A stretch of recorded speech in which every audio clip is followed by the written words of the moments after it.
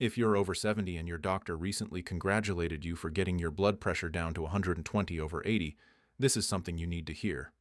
A large study published in the Journal of the American Medical Association followed nearly 15,000 older adults over a 5-year period, and the results challenge what most of us have been told about ideal blood pressure.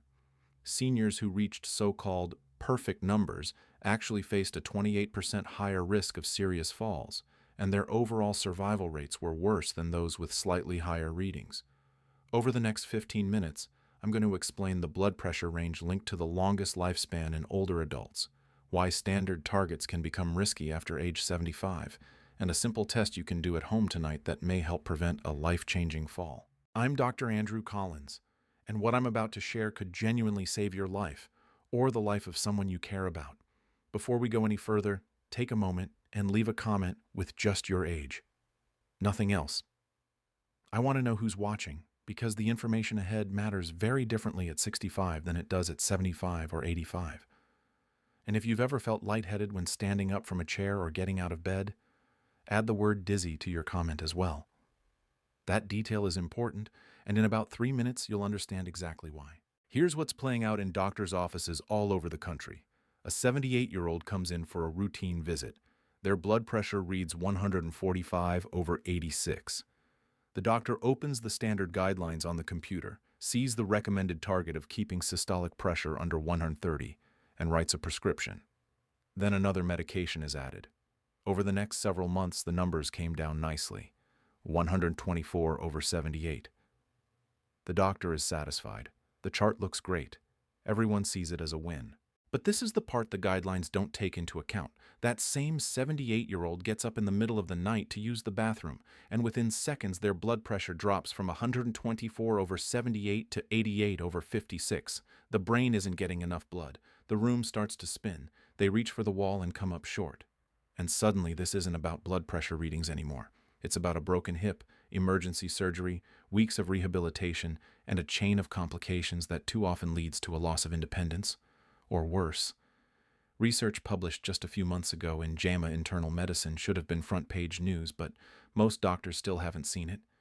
Most patients certainly haven't heard about it either. And that disconnect between what the research shows and what's happening every day in medical offices is costing lives. Now, what I'm about to say may sound counterintuitive, so I need you to stay with me, because this is the moment where the entire conversation shifts. For decades, the message has been straightforward. Lower blood pressure leads to better health. And for middle-aged adults, people in their 40s and 50s, that's generally true. Controlling blood pressure earlier in life reduces the risk of heart attacks, strokes, and kidney disease later on. The evidence there is solid. But after age 75, something fundamental changes. Research shows that older adults with systolic blood pressure in the range of 130 to 145 tend to live longer than those whose pressure is pushed below 120. They experience fewer falls, fewer fractures, fewer hospital stays, and better cognitive function overall.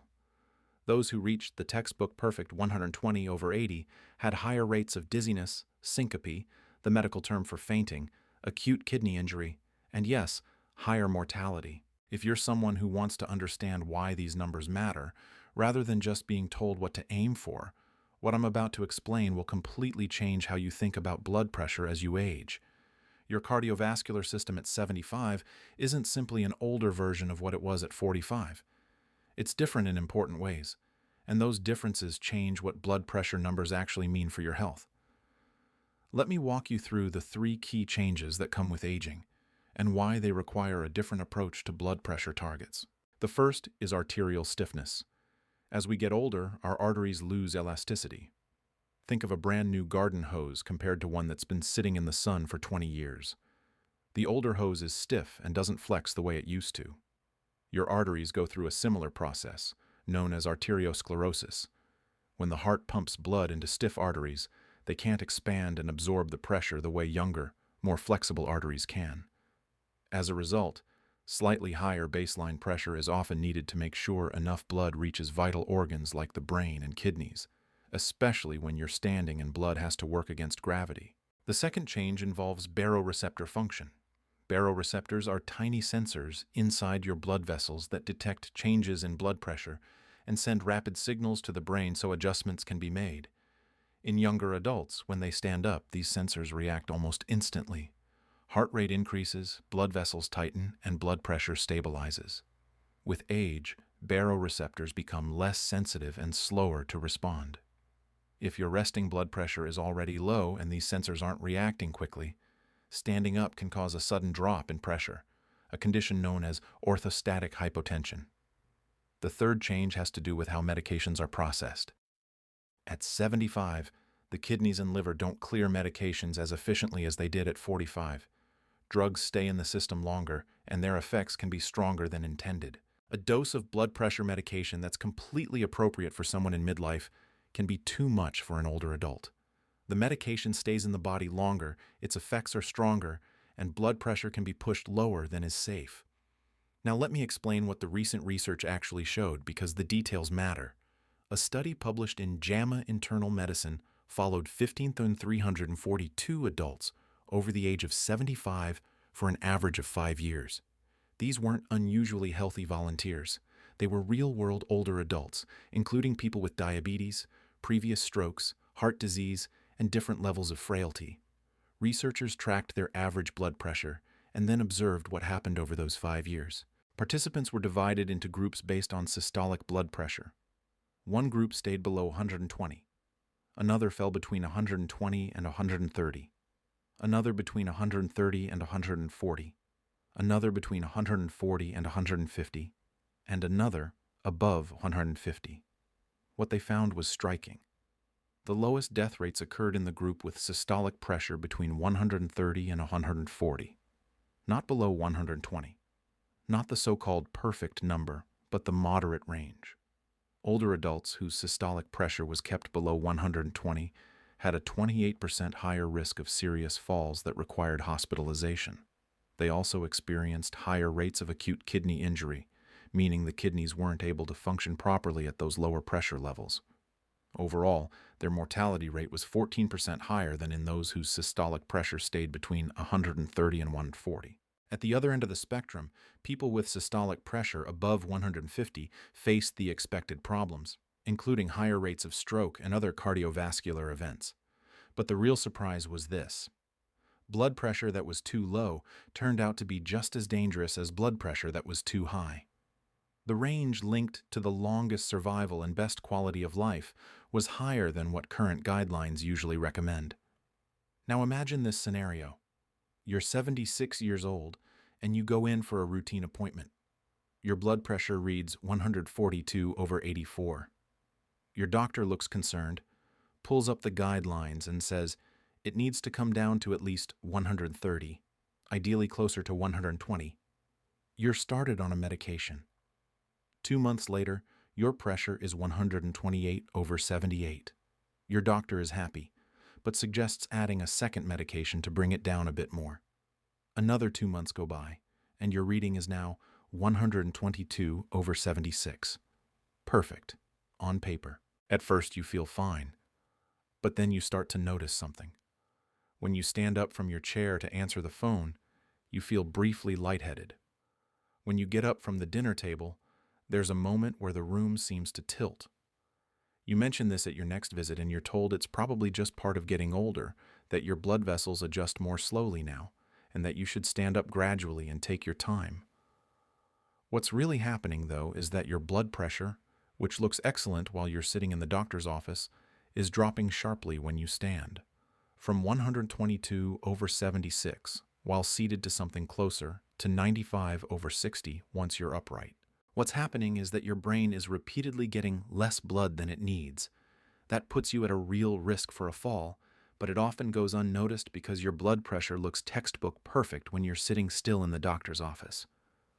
This situation plays out thousands of times every single day, and it's largely preventable once we understand that blood pressure targets shouldn't be one size fits all. They need to be tailored to age and physical function, not applied universally. Here's what's truly concerning to me. There's a very simple test that takes about 3 minutes and can reveal whether your blood pressure medications are increasing your risk of falling. It's called orthostatic vital sign measurement, and most doctors don't perform it routinely. I want to show you how to do this test at home tonight because this information can be life-saving. All you need is a home blood pressure monitor. You can find one at almost any pharmacy for around $30. Here's how to do it. Lie down flat on your bed or couch and rest for 5 minutes. After those 5 minutes, check your blood pressure while you're still lying down. Write down both numbers, the top and the bottom. Then stand up and immediately check your blood pressure again while standing. Don't wait. Take the reading right away. Write those readings down and then compare them. If your systolic blood pressure drops by more than 20 points, or if your diastolic drops by more than 10 points, that's considered orthostatic hypotension. This is an important warning sign. It suggests that your blood pressure medications may be too strong or that your target blood pressure is set too low for your body. Even if your blood pressure looks perfect when you're sitting or lying down, a drop this large when you stand puts you at a higher risk for falls. Let me give you a clear example. Imagine your blood pressure is 125/78 while you're lying down. On paper, that looks excellent. But when you stand up, it falls to 98/64. That's a 27-point drop in systolic pressure, and that's dangerous. It means your brain isn't getting enough blood when you're upright, which is how you spend most of your day. You may feel fine while seated or lying down, but once you're standing, your blood pressure simply isn't high enough to meet your body's needs. This is a test that should be done at every appointment if you're over 70 and taking blood pressure medication. If it isn't being checked, you can perform it yourself and bring the results with you to your next visit. So what should your blood pressure actually be? I'm going to share the ranges that research links to the best outcomes at different ages. Keep in mind, these are general guidelines, not rigid rules. Your ideal target should always be decided with your doctor based on your full medical picture. For adults between 65 and 74 who are generally healthy and active, studies suggest a systolic blood pressure range of 130 to 140 is a reasonable goal. This range offers cardiovascular protection while still maintaining adequate blood flow to vital organs. For adults between the ages of 75 and 84 who are relatively healthy, the evidence supports a systolic range of about 135 to 145. Notice that this target is higher than for younger adults. That difference reflects increased arterial stiffness and slower baroreceptor responses that come with aging. For adults over 85, or for anyone who is frail regardless of age, a systolic range between 140 and 150 may be more appropriate. At this stage of life, preventing falls and preserving independence and quality of life often become more important than aggressively lowering blood pressure numbers. Now let's talk about the diastolic pressure, the bottom number. In older adults, diastolic pressure should generally stay above 65, with an ideal range between 70 and 85. When diastolic pressure drops too low, blood flow to the heart muscle during its resting phase can be reduced, which can lead to problems. If your diastolic pressure is consistently below 60, that's worth discussing with your doctor, even if your systolic number looks acceptable. So, what about someone who is 73 years old, has type 2 diabetes, and had a heart attack 5 years ago, with a blood pressure reading of 148/86? Should that person aim for 120/80? Probably not. Should the goal be 150/90? Likely not either. In this situation, research suggests a systolic target around 130 to 135 may be the best balance. Low enough to provide cardiovascular protection given the diabetes and heart history, but not so low that it increases the risk of orthostatic hypotension and falls. The key is how that target is reached. Blood pressure should be lowered gradually, with careful monitoring every time medications are adjusted. Orthostatic blood pressure should be checked, and symptoms need to be evaluated.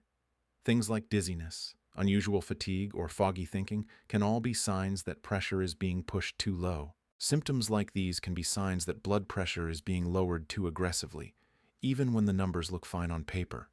And here's something many people don't realize. Blood pressure naturally changes throughout the day. A single reading of 148/86 doesn't mean your pressure stays that high all the time. It might be closer to 132/78 in the morning and rise to 145/84 later in the day. What truly matters is the average over time. That's why checking blood pressure at home is so helpful. It gives a far more accurate picture of your usual levels than an occasional reading in a doctor's office. You may be wondering why, if this research is available, Your doctor hasn't brought it up. Why aren't blood pressure guidelines different for older adults? The answer isn't simple, but much of it comes down to how slowly medical practice evolves and how guidelines are developed. Most blood pressure recommendations are based on large clinical trials that span many years. The landmark studies that established 120/80 as an ideal target were conducted primarily in middle-aged adults. When those findings were published, the guidelines were broadly applied to all age groups, based on the assumption that what benefits a 50-year-old would also benefit an 80-year-old. Over the past decade, however, researchers have begun focusing specifically on older populations, and the evidence increasingly shows that a one-size-fits-all approach doesn't work. The challenge is that it often takes years for new research to make its way into official guidelines, and even longer for those guidelines to change day-to-day medical practice. Many doctors are still following recommendations that were published 5 or even 10 years ago. They may not be aware of newer evidence showing that slightly higher blood pressure can actually be safer for very old adults. There's also a psychological component. For decades, physicians have been taught that lowering blood pressure saves lives. That message has been reinforced over and over again. Shifting from that mindset to a more nuanced approach, one that recognizes that moderate elevation can sometimes be acceptable, or even beneficial, is not easy. It requires doctors to evaluate each patient individually rather than relying on a single target for everyone. And in today's healthcare system, where appointments are often limited to about 15 minutes, that level of individualized decision-making can be difficult to achieve. Let me show you how different two people of the same age can be. Both are 81 years old, but their situations are very different. The first person lives independently and functions fairly well day to day, but has several chronic conditions, including mild heart failure, stage 3 chronic kidney disease, and osteoarthritis. Their blood pressure reads 158/88, and the doctor wants to start aggressive treatment to push it below 130. Now consider a second person who is also 81 years old. They're healthy, active, play golf twice a week, and don't have any major medical problems. Their blood pressure is also 158/88. Same age, same numbers, completely different risk profiles. For the first person who is dealing with multiple chronic conditions, starting several blood pressure medications carries real risks. Those medications could lower pressure too much, especially when standing. They could worsen kidney function. They could cause dizziness and significantly increase the risk of falls, which in someone with osteoarthritis could be devastating. A more reasonable approach might begin with lifestyle changes. If medication is needed, starting with a low dose of a single medication and monitoring carefully may make more sense, accepting a systolic target closer to 140 or 145 instead of pushing aggressively toward 130. For the second person, the healthy 81-year-old with the same reading of 158/88, treatment might still be appropriate, but again, not aggressive treatment. Lifestyle changes alone might bring that pressure down to around 145/84, which for someone that age and health status could be perfectly acceptable without medication. Same numbers, different people, different strategies. This is what it means to treat the patient, not the number. Now let me give you some clear, practical steps you can start taking tonight. First, if you're over 70 and taking blood pressure medication, get a home blood pressure monitor if you don't already have one. Check your blood pressure at the same times each day for 2 weeks, once in the morning and once in the evening, and keep a written record. This helps establish a true average and reveals patterns over time. Second, perform the orthostatic blood pressure test we discussed earlier. Rest lying down for 5 minutes, take your reading, then stand up and check it immediately. If your systolic pressure drops by more than 20 points, or your diastolic by more than 10, write that down to review with your doctor. Third, take an honest look at your symptoms. Are you noticing dizziness when you stand up? Unexplained fatigue? Trouble concentrating? These can all be signs that your blood pressure is being pushed too low, even if the numbers look fine at a glance. Fourth, make a point to schedule an appointment with your doctor specifically to talk about your blood pressure goals. Don't simply accept a generic statement that you need to be at 120/80. Ask what target makes sense given your age, your other medical conditions, and how you function day to day. Bring your home blood pressure records, and bring your orthostatic readings if you noticed a significant drop. Have a thoughtful, informed discussion. Fifth, if you're having side effects from blood pressure medications, speak up. Don't suffer quietly. Many people assume that dizziness or fatigue from medication is just something they have to live with. In reality, doses can often be adjusted, medications can be changed, or blood pressure targets can be modified to improve quality of life while still protecting your heart. Here's what you now understand that many people and even many healthcare providers don't fully appreciate. Blood pressure targets should not be the same for everyone. A 45-year-old and an 85-year-old shouldn't be held to identical standards. In older adults, especially those over 75, systolic blood pressure in the range of 130 to 145 is associated with the best balance of longevity and quality of life. Pressures pushed below 120 increase the risk of falls, orthostatic hypotension, kidney injury, and possibly cognitive decline. On the other hand, consistently staying above 150 raises cardiovascular risk. The safest range sits in the middle. You've seen that orthostatic hypotension, the drop in blood pressure that happens when you stand, is often more dangerous than having slightly elevated readings while seated. You now know how to check for this at home, and you understand the physiological reasons older adults need different targets, including arterial stiffness, slower baroreceptor responses, and changes in how medications are processed. Most importantly, you now have the knowledge and the language to have a meaningful conversation with your doctor. You're no longer just following instructions without understanding them. You're an active participant in decisions about your own care, and that matters. You now understand blood pressure management in older adults better than most people your age. You see the nuance, and that puts you in a much stronger position. You now understand that one size doesn't fit all. If this information brought you clarity, answered questions you've been carrying, or gave you the confidence to speak up for yourself, then I've done what I set out to do. Take a moment and leave a comment that says "informed." If you feel better prepared to talk with your doctor, consider sharing this video with friends or family members over 65 who could benefit from hearing this. And if this kind of clear, research-based guidance is helpful to you, subscribe to the channel. My goal is to make solid medical information practical, understandable, and genuinely useful in everyday life. This video is for educational and informational purposes only and is not a substitute for medical advice.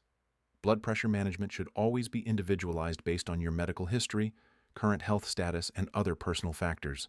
Never start, stop, or change medications without consulting your healthcare provider. Always seek guidance from a qualified professional before making changes to your treatment.